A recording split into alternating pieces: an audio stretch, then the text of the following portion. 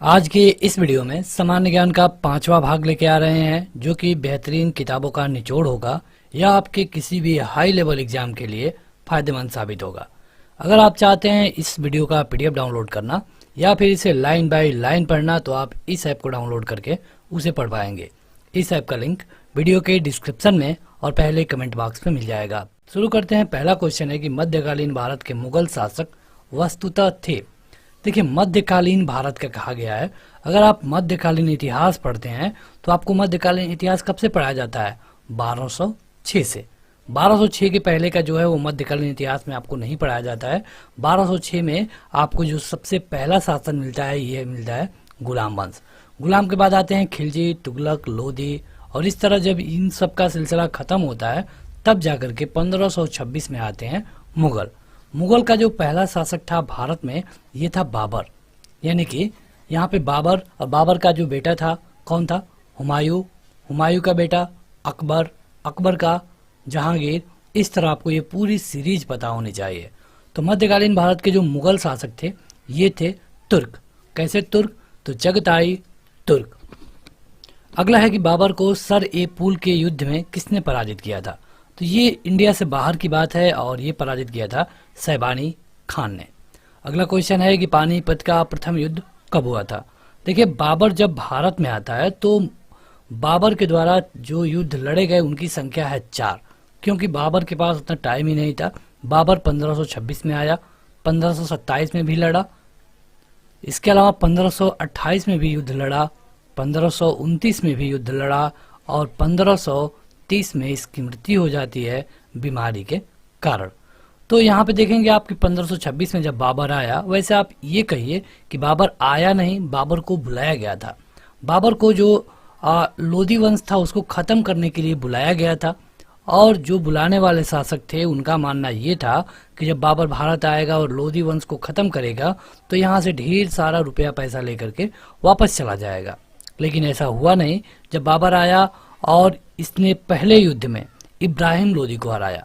पहला युद्ध हुआ था पानीपत का पहला युद्ध 1526 में, और इसने हराया इब्राहिम लोधी को। इब्राहिम लोधी को हराया तो इसने देखा कि यहाँ पे तो बहुत ज़्यादा रुपया पैसा है। तब बाबर यहाँ से जो जाने की बात थी उसको नकार गया और बाबर कहा कि हम यहीं पे रूल करेंगे। अगर आप ये जानना चाहते हैं कि आखिर बाबर को भारत आने का न्योता किसने दिया था, तो सबसे पहला न्योता दिया गया था राणा संगा के द्वारा। देखिए, ये पूरी कहानी है, अगर आप अच्छे से समझेंगे तो ये आपके लिए और भी आसान हो जाएगा। होता क्या है कि 1525-26 में इब्राहिम लोधी भारत पे रूल करता है। 1525 की बात करें तो इस इब्राहिम लोधी से राणा संगा जीत नहीं पा रहा था, और इसी इब्राहिम लोधी को हराने के लिए राणा संगा ने बाबर को बुलाया। राणा संगा को ये था कि जब बाबर आएगा तो इब्राहिम लोधी को हराएगा और यहाँ से रुपया पैसा लेकर के चला जाएगा। तो जब चला जाएगा तो हमारे लिए दिल्ली की सीट खाली हो जाएगी और हम यहाँ पे रूल करने लगेंगे, भले ही वो कुछ पैसा लेके चला जाए। लेकिन जब पानीपत के पहले युद्ध में बाबर भारत आया 1526 में और इसने इब्राहिम लोधी को हराया, तब बाबर का मन बदल गया और बाबर ने कहा कि हम नहीं जाने वाले, अब हम यहीं पे रूल करेंगे। इसको देख करके राणा संगा भी गुस्से में आ गया, और फिर अगले साल यानी कि 1527 को, अगर डेट की बात करें तो 17 मार्च, इस दिन राणा संगा और बाबर के बीच में युद्ध होता है। परिणाम क्या हुआ कि यहाँ पे राणा संगा भी हार गया, यानी कि बाबर पहला युद्ध जीता 1526 में, दूसरा युद्ध जीता 1527 में, तीसरा युद्ध जो कि 1528 में जीता ये था चंदेरी का युद्ध। चंदेरी का युद्ध। तो आपको युद्धों का नाम याद रखना है। और किसको हराया बाबर? तो मेदिनी राय को हराया, मेदिनी राय को। और जो चौथा युद्ध था 1529 में, ये लड़ा गया किसके खिलाफ? तो जो इब्राहिम लोधी था उसके एक भाई थे महमूद लोधी, महमूद लोधी। तो महमूद लोधी के खिलाफ ये लड़ा गया और इसमें महमूद लोधी भी हार गया। आप ये कहिए कि बाबर यहाँ पे 4 युद्ध लड़ा और चारों युद्ध जीत गया। तो देखिए, हमने इसको थोड़ा क्लीन कर दिया। यहाँ पे आपको बस याद रखना है कि बाबर ने कब और कौन सा युद्ध जीता। इसके लिए एक ट्रिक भी आती है। ट्रिक ये है कि पान खा चल घर। पान से हो गया पानीपत, खा से हो गया खानवा, चल से हो गया चंदेरी और घर से हो गया घाघरा। डेट आपको बिल्कुल याद रखना है 26, 1527, 28 और 1529। परीक्षा में सबसे ज्यादा इनके डेट्स पूछे जाते हैं। यहाँ पर भी देखिए पूछा गया है वही कि पानीपत का पहला युद्ध किसके और किसके बीच हुआ, कहाँ पे हुआ। तो पानीपत का पहला युद्ध कहाँ पे हुआ था, कब हुआ था, 1526 में बाबर और इब्राहिम लोदी के बीच में। अगला है कि पानीपत का पहला युद्ध, खानवा का युद्ध, प्लासी का युद्ध तथा पानीपत का तीसरा युद्ध में से वह कौन है जिसमें एक पक्ष के द्वारा प्रथम बार तोपों का प्रयोग किया गया था। यहाँ पे ये पानीपत का पहला युद्ध है जहाँ पे तोप का प्रयोग किया गया था। आपको भी एक चीज जानकर बड़ा हैरानी होगी कि बाबर विदेशी था, यहाँ पे उतने सैनिक लेके नहीं आ पाया होगा, फिर भी ये लगातार युद्ध कैसे जीत रहा था। पहले कारण इसका ये था कि यहाँ के जो राजा थे इकट्ठे नहीं थे। दूसरा सबसे बड़ा ये कारण था कि ये लोग तोप का यूज कर रहे थे। तोप में लगाते थे बारूद और एक बार एक गोले से हजारों जान चली जाती थी। ऐसा नहीं था कि भारत के शासक बारूद नहीं देखे थे, बारूद यहाँ पर भी था, लेकिन इसका प्रयोग तोप में कैसे करें ये इनको नहीं पता था। तो इस तोप के कारण ही जो बाबर है यहाँ पे लगातार युद्ध जीतता गया। अगला है कि बाबर की इब्राहिम लोदी पर विजय का कारण क्या था। तो हमने अभी आपको बताया ये था तोप खाना, बारूद वंश इनको भी कहा जाता है कभी कभी। अगला है कि बाबर के प्रमुख युद्ध बताइए। देखिए पान, खा, चल, घर, चल। यहाँ पे देखिए थोड़ी सी मिस्टेक है, तो ये इसको आपको ऊपर रखना है। वैसे यहाँ पे सही लिखा गया है क्योंकि देखिए ये इसको ऊपर होना चाहिए। ये 1528 है और ये 1529 है। तो आपको याद रखना है पान, खा, चल, घर। तो पानीपत, खानवा, चंदेरी और घाघरा। अगला है कि बाबर के भारत में आने के फलस्वरूप क्या हुआ। तो इस क्षेत्र में तैमूरी राजवंश का स्थापना हुआ। देखिए यहाँ पे आपको कुछ भी लिखने की जरूरत नहीं है, ना ही आपको स्क्रीनशॉट लेकर रखने की जरूरत पड़ेगी। आप ऐप पे जाइए और वहां जाकर आप इसे लाइन बाय लाइन पढ़ पाएंगे। इस तरह की ढेर सारी वीडियो ऑलरेडी अपलोड है और जो आपको कंबाइंड वीडियो की पीडीएफ मिलेगी वहां पे आपको एक साथ 1000 या फिर 5000 से अधिक क्वेश्चन मिल जाएंगे एक ही पीडीएफ में। वह युद्ध जिसमें बाबर ने जिहाद की घोषणा की तो ये था खानवा का युद्ध। खानवा का युद्ध कब हुआ था, तो ये हुआ था 1527 में बाबर और राणा संगा के बीच में। अगला है कि वह सुल्तान जिसने सबसे पहले हजरत आला की उपाधि अपनाई, यह है शेरशाह सूरी। शेरशाह सूरी के द्वारा किए गए सुधारों में से क्या सम्मिलित है। देखिए शेरशाह सूरी भारत में कई सारे सुधार भी किए। तो इसने जो सुधार किया ये था राजस्व सुधार, प्रशासनिक सुधार, सैनिक सुधार और मुद्रा प्रणाली में सुधार। हुमायूं ने चुनार दुर्ग पर पहली बार आक्रमण कब किया, ये किया गया था 1532 में। होता क्या है कि जब 1530 में बाबर की मृत्यु हो जाती है तो इसका बेटा होता है हुमायूं, ये राजा बनता है और इसने आसपास के सभी राज्यों में हमला करना शुरू कर दिया। कई राज्य ऐसे भी थे जिसको हुमायूं ने जीता और इसी के कड़ी में आगे बढ़ते हुए 1539 में हुमायूं ने शेरशाह सूरी पर आक्रमण किया जहां पे हुमायूं हार गया। इसके बाद 1540 में फिर हमला किया, फिर हार गया।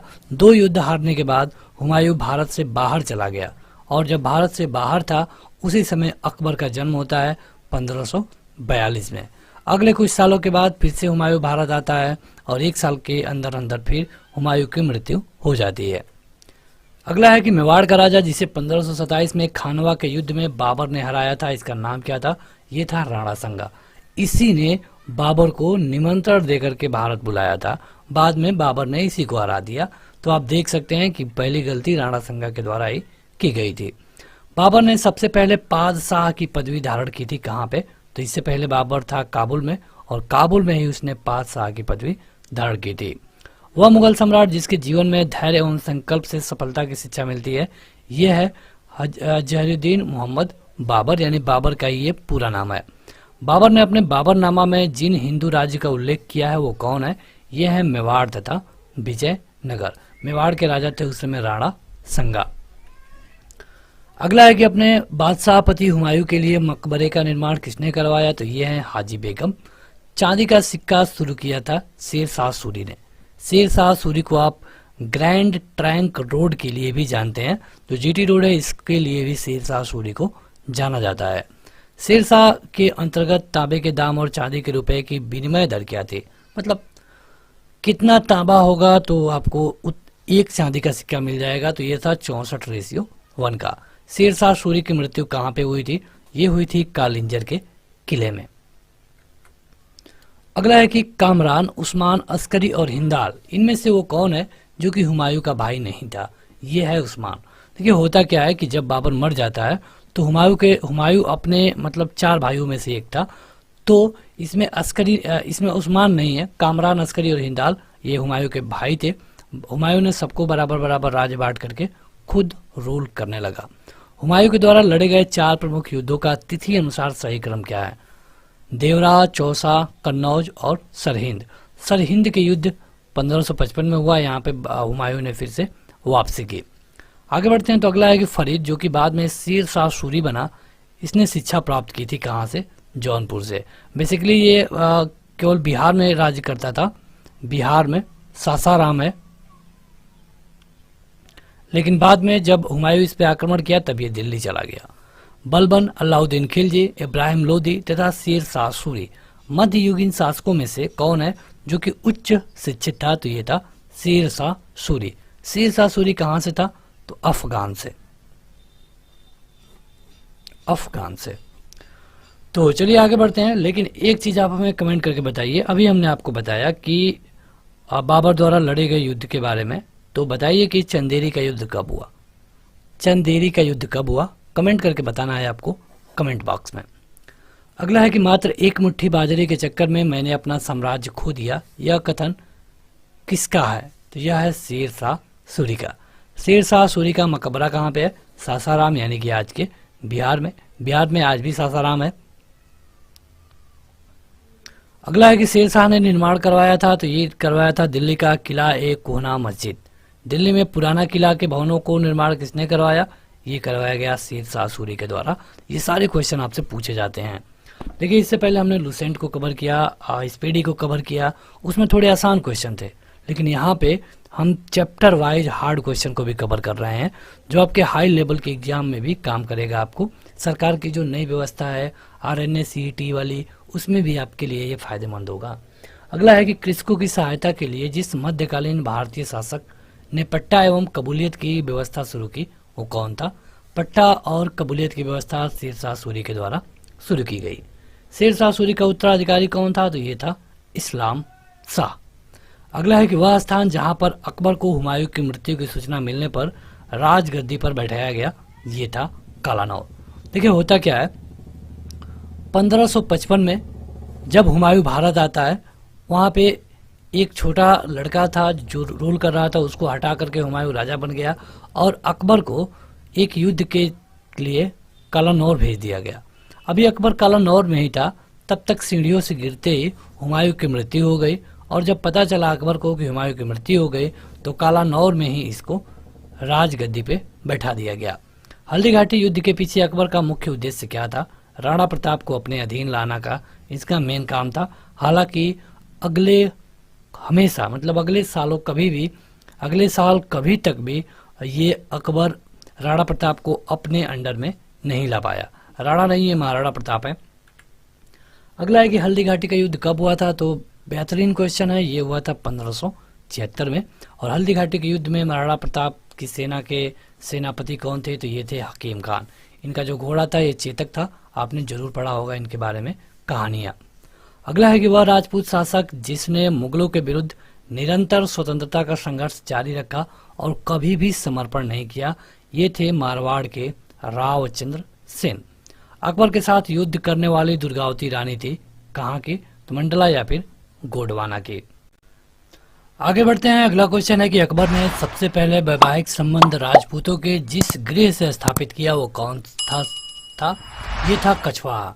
देखिए होता क्या है कि अकबर अपने साम्राज्य को बहुत बढ़ा लिया था, कई तरह के कारण थे, कहीं युद्ध तो कहीं वैवाहिक संबंध, और इसने सबसे पहले जहाँ पे वैवाहिक संबंध स्थापित किया ये था कछवाहे। चिश्ती संत की दरगाह जहाँ पे अकबर दर्शन हेतु जाता था, ये है मोइनुद्दीन चिश्ती। अधम खां, बैरम खां, बाज बहादुर तथा पीर मोहम्मद खान में से वह कौन है जिसे अकबर ने स्वयं मारा? ये था आदम खान। देखिए होता क्या है कि इस तरह के क्वेश्चन परीक्षा में पूछे जाएंगे कि निम्न में से वह कौन है जिसे अकबर ने स्वयं मारा। ये आपका पहला ऑप्शन, ये आपका दूसरा ऑप्शन, ये आपका तीसरा ऑप्शन और ये आपका चौथा ऑप्शन। यानी कि जब ऑब्जेक्टिव क्वेश्चन बनेगा तभी भी ये क्वेश्चन आपसे पूछा जा सकता है। राजपूताना का वह राज्य जिसने अकबर की संप्रभुता स्वयं स्वीकार नहीं की थी, ये था मेवाड़ और महाराणा प्रताप यहीं से थे। अगला है कि अकबर की लोकप्रियता का कारण क्या था। तो देखिए अकबर बिल्कुल पढ़ा लिखा नहीं था, फिर भी इसने कई सारे अच्छे काम किए, जैसे कि मनसबदारी, धार्मिक नीति, भू राजस्व व्यवस्था और सामाजिक सुधार। तो जितने बुरे बाबर थे या फिर हुमायूं थे उससे बहुत हद तक अच्छा था अकबर। वह मुस्लिम शासक जिसने तीर्थ यात्रा कर समाप्त कर दिया। मतलब कि जब पहले लोग तीर्थ यात्रा पे जाते थे, जैसे वो अगर वो मुस्लिम नहीं है, मुस्लिम के अलावा और कोई भी धर्म है, तो उनको टैक्स देना पड़ता था। लेकिन जब अकबर आया तो इसने इस टैक्स को खत्म कर दिया। अब कोई भी बिना किसी टैक्स के अपने तीर्थ यात्रा पे जा सकता था। बाबर, हुमायूं, अकबर तथा औरंगजेब बादशाहों में से वह कौन है जिसको प्रबुद्ध निरंकुश कहा जाता था? ये था अकबर। मतलब निरंकुश था लेकिन उतना नहीं। अकबर का शासनकाल जाना जाता है क्षेत्रों को जीतने के लिए, अपने प्रशासनिक व्यवस्था के लिए और न्यायिक प्रशासन के लिए। आगे बढ़ते हैं तो अगला है कि अकबर को राष्ट्रीय सम्राट सिद्ध करने में सहायक तत्व कौन है? तो इसने कई अच्छे काम किए, जैसे इसने प्रशासनिक एकता के लिए काम किए, कानूनों में एक रूपता लाया, मतलब सबके लिए एक कानून, अच्छी धार्मिक नीति बनाई। अकबर के शासनकाल में पुनर्गठित केंद्रीय प्रशासन तंत्र के तहत सैनिक विभाग का प्रमुख कौन था? अकबर के शासनकाल में जो सैनिक विभाग का प्रमुख था ये था मीर बख्शी। अकबर कालीन सैन्य व्यवस्था पे आधारित थे, ये थी मनसबदारी व्यवस्था। मतलब वहाँ पे मनसब दिया जाता था। ये 1000 सैनिकों के मनसब है, ये 10,000 सैनिकों के मनसब है, यानी कि जो 10,000 सैनिकों का मनसब है ये 1000 से काफ़ी बड़ा था। अकबर ने जिस मनसबदारी प्रणाली को लागू किया वो कहाँ से ली गई थी? तो ये रूल कॉपी किया गया था मंगोलिया से। अगला है कि अकबर द्वारा बनवाई गई श्रेष्ठतम इमारतें पाई जाती हैं कहाँ पे? ये पाई जाती हैं फतेहपुर सीकरी में। गुजरात विजय के उपलक्ष्य में इसने फतेहपुर सीकरी में बनवाया था कई इमारतें। अकबर के शासनकाल में इलाहाबाद में 40 स्तंभ युक्त मंजिल के निर्माण में 5,000 से 20,000 लोगों ने 40 साल तक काम किया। यह कथन किसका है? यह एक कथन है विलियम फिंच का। जहांगीर महल कहाँ पे स्थित है? तो यह है आगरा में। देखिए अकबर रूल किया था 1556 से लेकर के 1605 तक। अकबर की मृत्यु हो जाती है और 1605 से लेकर के 1627 तक अकबर का बेटा रूल किया जिसका नाम था जहांगीर। अगला है कि अकबर के काल में महाभारत का फारसी अनुवाद किसके निर्देशन में हुआ? ये थे फैजी। मतलब जो महाभारत है इसको हिंदी से फारसी में कन्वर्ट किया गया। अगला है कि अब्दुल कादिर बदायूनी, अबुल फजल, निजामुद्दीन अहमद और शेख मुबारक, इनमें से वह कौन है जिसने महाभारत का फारसी में अनुवाद किया था? यह है अब्दुल कादिर बदायूनी। 2 क्वेश्चन बनेगा, कौन किया? तो बदायूनी। किसके निर्देशन में हुआ? तो फैजी के। ये 2 क्वेश्चन है और दोनों अलग अलग है, आपको परीक्षा में आसानी से कंफ्यूज किया जा सकता है। अगला है कि महाभारत के फारसी अनुवाद का शीर्षक क्या है? जैसे हम महाभारत कहते हैं, जब उसे फारसी में बदायूनी ने बदल दिया तब उसका नाम हो गया रजनामा। यहाँ पे देखिए आपको ऐप पे जाके आप आसानी से इसे पढ़ पाएंगे लाइन बाय लाइन, जैसे आप बुक में पढ़ते हैं। और अगर आप इंग्लिश वाले स्टूडेंट हैं तो भी कोई दिक्कत नहीं है, आपको इंग्लिश में भी मिलेगा। अगला है कि वह जो कि अकबर की इच्छा अनुसार रामायण का फारसी में अनुवाद किया था, ये थे बदायूनी। मोहम्मद हुसैन, मुकम्मल खान, अब्दुल असमद, मीर सैयद अली, इनमें से वह कौन है जिसने सम्राट अकबर के द्वारा जरी कलम की उपाधि प्रदान की गई थी? मोहम्मद हुसैन है, इनको जरी कलम की उपाधि दी गई थी अकबर के द्वारा। आगे बढ़ते हैं तो अगला है कि जैन साधु जो अकबर के दरबार में कुछ वर्ष तक रहे और जिनको जगत गुरु की उपाधि से सम्मानित किया गया, इनका नाम था हरिविजय सूरी, अबुल हसन, दसवंत, किशन दास एवं उस्ताद मसूर, इनमें से वो कौन है जो कि मुगल सम्राट अकबर के समय पे एक चित्रकार हुआ करता था? तो ये है दसवंत। अगेन आपको बता दें क्वेश्चन उसी तरह पूछा जाएगा कि इनमें से कौन है जो कि मुगल सम्राट अकबर के समय में चित्रकार था? ऑप्शन नंबर पहला, ऑप्शन नंबर दूसरा, ऑप्शन नंबर तीसरा और ऑप्शन नंबर चौथा। सही उत्तर होगा ऑप्शन नंबर दूसरा। अगला है कि इंग्लैंड की रानी एलिजाबेथ प्रथम का समकालीन भारतीय राजा कौन था? ये था अकबर। अकबर का टाइम पीरियड हम आपको बता चुके हैं 1556 से लेकर 1605 तक। आगे बढ़े तो अगला है कि वह मध्यकालीन भारतीय लेखक जिसने अमेरिका की खोज का उल्लेख किया है, तो यह है अबुल फजल। आगे बढ़ते हैं, चलिए बताइए कि भारत और यूरोप के बीच जो समुद्री मार्ग है इसकी खोज किसने की। आप ये भी कर सकते हैं कि भारत की खोज किसने की, आप हमें उनका नाम कमेंट करके बताएं। आप ये भी बता सकते हैं कि वो निवासी कहाँ का था। अगला है कि अकबर के दरबार में आने वाला पहला अंग्रेज व्यक्ति कौन था, तो ये था राल्फ फिंच। अकबर के शासनकाल की प्रमुख घटनाओं का व्यवस्थित क्रम बताइए। पहले इसने जजिया को समाप्त किया। जजिया मतलब कि धार्मिक टैक्स। मतलब पहले क्या था कि अगर आप हिंदू नहीं हैं और अगर आप जा रहे हैं किसी अपने धार्मिक यात्रा पे, तो आपको टैक्स देना होगा, लेकिन अकबर ने इसे खत्म किया। इबादत खाना का निर्माण करवाया। इबादत खाना मतलब कि ऐसा एक घर जहाँ पे सभी धर्मों के लोग आकर के अपना पूजा प्रार्थना कर सकते हैं। मजहर पर हस्ताक्षर किए और दीन ए इलाही की स्थापना की। अकबर ने बंगाल तथा बिहार में मुगल साम्राज्य को मिलाया कब? 1576 में। और इसी साल आप देखेंगे कि हल्दी घाटी का युद्ध हुआ था। दो सप्पा एवं सिंह सप्पा ये प्रथा शुरू की गई थी किसके द्वारा? अकबर के बेटे जहांगीर के द्वारा। अगला है कि तुजु के बाबरी यानी कि बाबर की आत्मकथा ये किसके द्वारा लिखी गई? तो तुर्की भाषा में लिखी गई हुमायूं के द्वारा। दिल्ली का लाल किला, आगरा का किला, इलाहाबाद का किला एवं लाहौर का किला, इनमें से वह किला कौन है जिसका निर्माण अकबर के राज्यकाल में नहीं कराया गया था? यह है दिल्ली का लाल किला। इसको शाहजहां ने करवाया। अकबर के बहुत टाइम बाद शाहजहां आता है, इसी के पीढ़ी का है। अकबर के काल में 10 घुड़सवार सैनिकों के लिए मनसबदारों को रख रखाव करना पड़ता था 20 घोड़ों का। मतलब जो 10 घुड़सवार थे वो 20 घोड़े का रखने का काम करते थे।